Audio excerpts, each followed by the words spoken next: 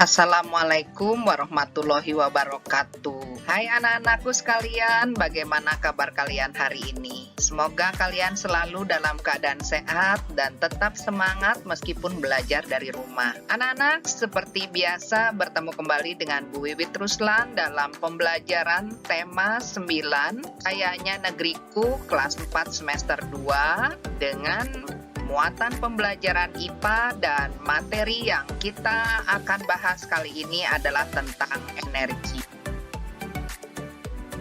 Materi pembahasan kita kali ini yang pertama adalah sumber-sumber energi. Selanjutnya yang kedua, keterkaitan sumber daya air dengan energi listrik. Sedangkan yang ketiga, macam-macam bentuk energi. Dan yang terakhir adalah perubahan bentuk energi. Nah, anak-anak, apakah energi itu? Energi adalah kemampuan untuk melakukan suatu usaha. Energi sering kita sebut tenaga. Kemudian, energi berperan penting dalam kehidupan manusia karena energi diperlukan untuk bekerja, bergerak, bernafas, dan melakukan kegiatan lainnya. Anak-anak, sekarang kita masuk kepada bahasan yang pertama, yaitu tentang sumber-sumber energi. Sumber-sumber energi ini dibagi menjadi dua kelompok, yaitu yang pertama berdasarkan sifat alaminya dan yang kedua berdasarkan ketersediaannya. Nah, masing-masing kedua kelompok ini dibagi lagi menjadi dua.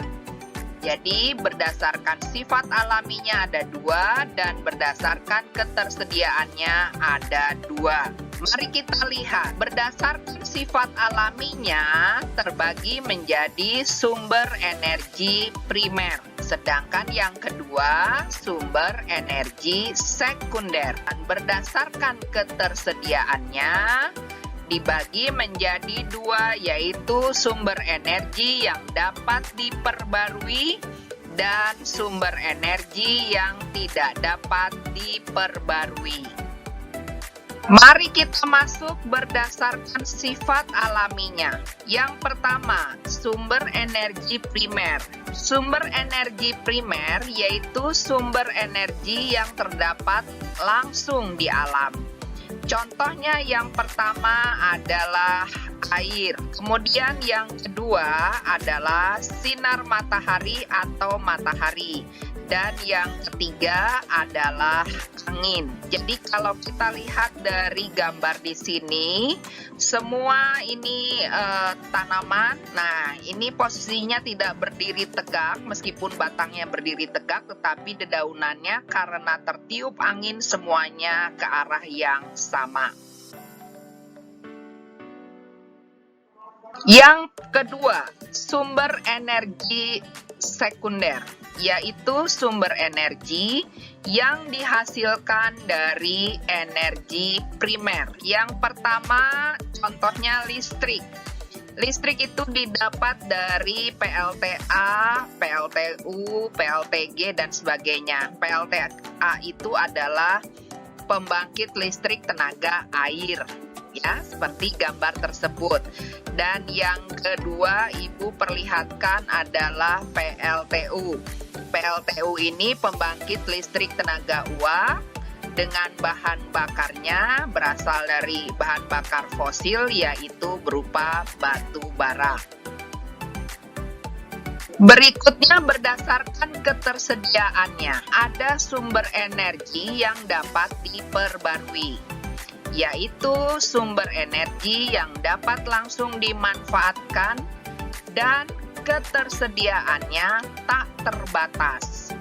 Contoh yang pertama adalah angin. Nah, kita lihat energi angin ini bisa menerbangkan di dalam olahraga, ya, dirgantara, menerbangkan parasit, kemudian menggerakkan kincir angin ini, baling-balingnya bisa berputar karena adanya energi angin. Selanjutnya, menggerakkan perahu layar. Dan yang berikutnya adalah membantu dalam penyerbukan kepada tanaman. Nah, yang kedua, matahari. Kita lihat matahari banyak manfaatnya. Yang pertama, mengeringkan pakaian. Kemudian ada mengeringkan makanan, biasanya berupa ikan, menjadi ikan asin. Selanjutnya menghasilkan listrik berupa tenaga surya, berasal dari ini sel-sel surya ya. Kemudian menjaga kesehatan tulang, oleh karena itu kita perlu sekali untuk selalu berjemur setiap hari ya. Kemudian sumber penerangan alami, sehingga kita ada siang dan malam hari. Dan yang terakhir adalah membantu pertumbuhan tanaman, proses fotosintesis.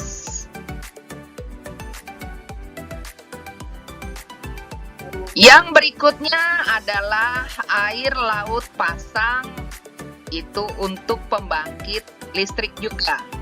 Nah, ini ya, ketika pasang dia dapat si gelombangnya menggerakkan kincir-kincir yang ada di dalam laut.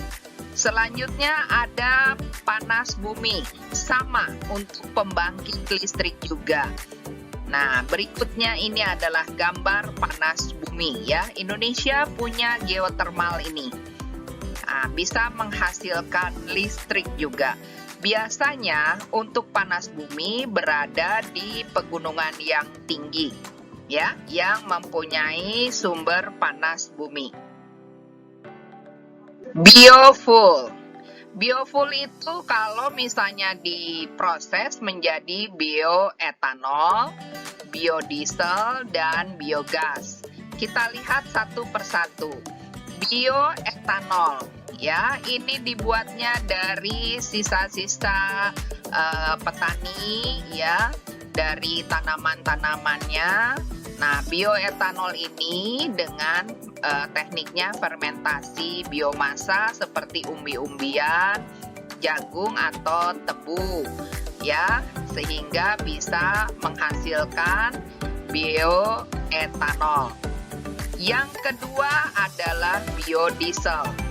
Bahan-bahannya ini biasanya kalau ibu-ibu dikenalnya dengan istilah jalantah, ya, minyak bekas gorengan.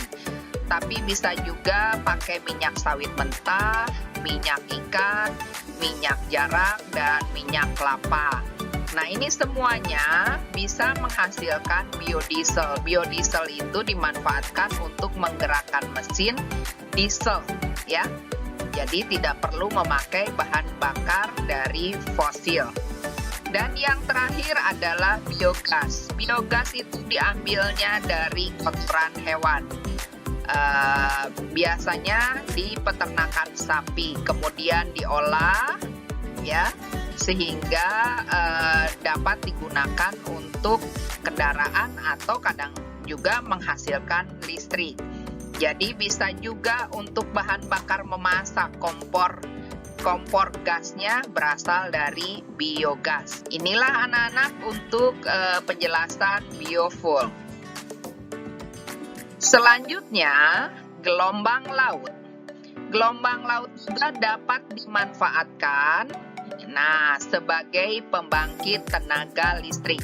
Apabila ini gelombangnya terus kan bergerak, ini airnya bergelombang.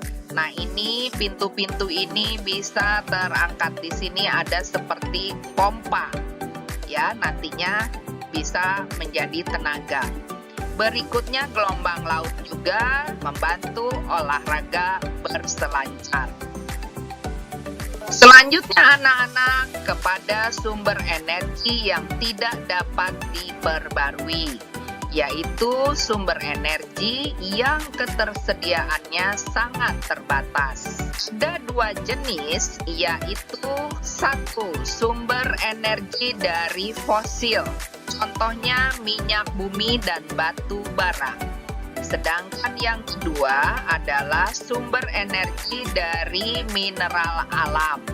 Contohnya uranium.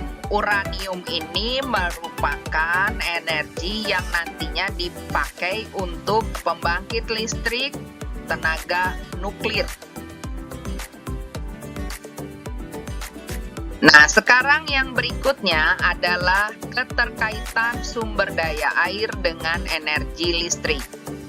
Yang pertama, energi listrik adalah energi yang paling banyak digunakan dalam kehidupan kita sehari-hari. Selanjutnya, energi listrik yang ada di rumah berasal dari pembangkit listrik. Nah, stasiun pembangkit listrik ada yang menggunakan bahan bakar fosil seperti batu bara.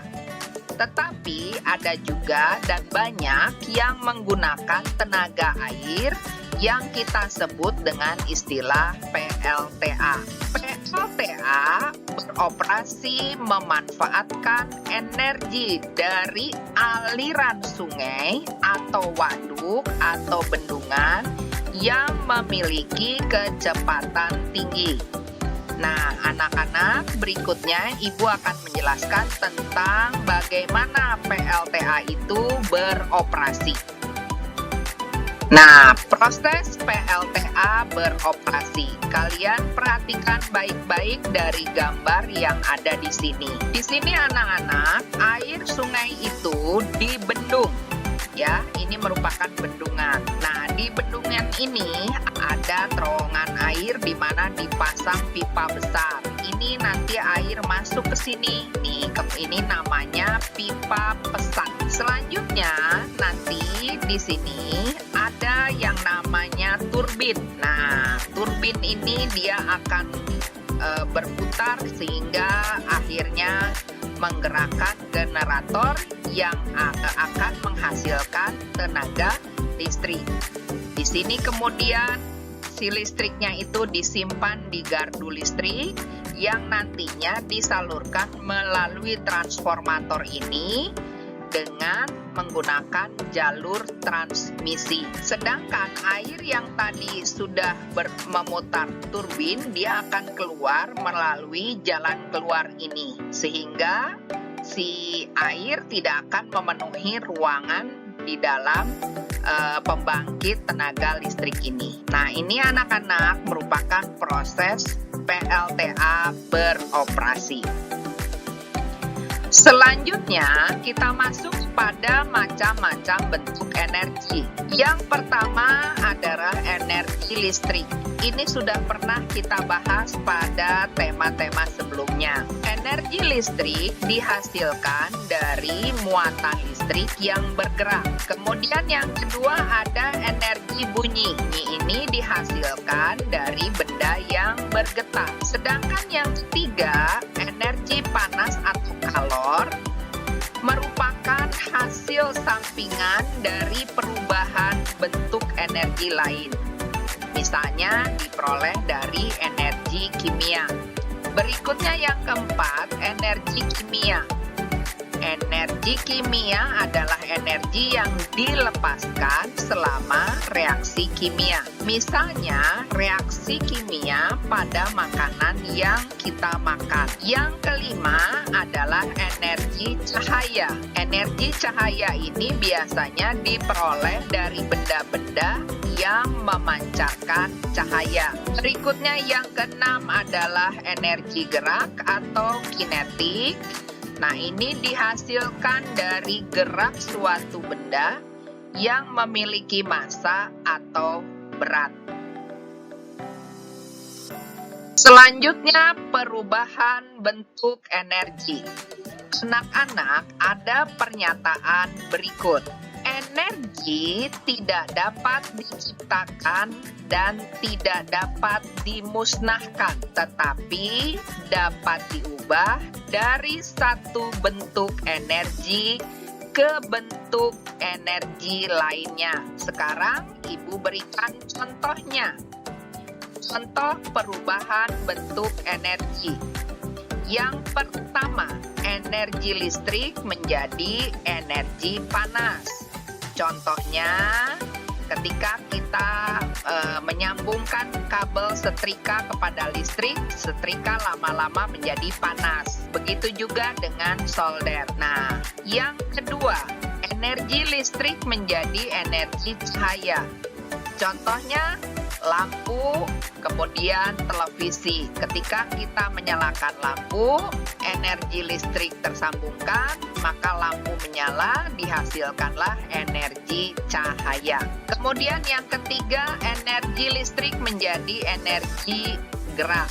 Contohnya, ketika kita menyambungkan kipas angin kepada energi listrik, kipas angin berputar. Begitu juga dengan mesin cuci. Yang keempat, energi listrik menjadi energi bunyi. Contohnya pada televisi dan radio. Yang kelima, energi kimia menjadi energi cahaya.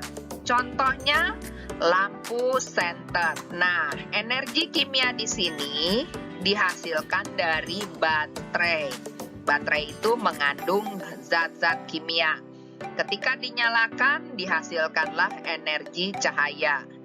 Nah, contohnya adalah lampu senter. Selanjutnya, energi cahaya menjadi energi listrik. Nah, contohnya adalah pembangkit listrik tenaga surya.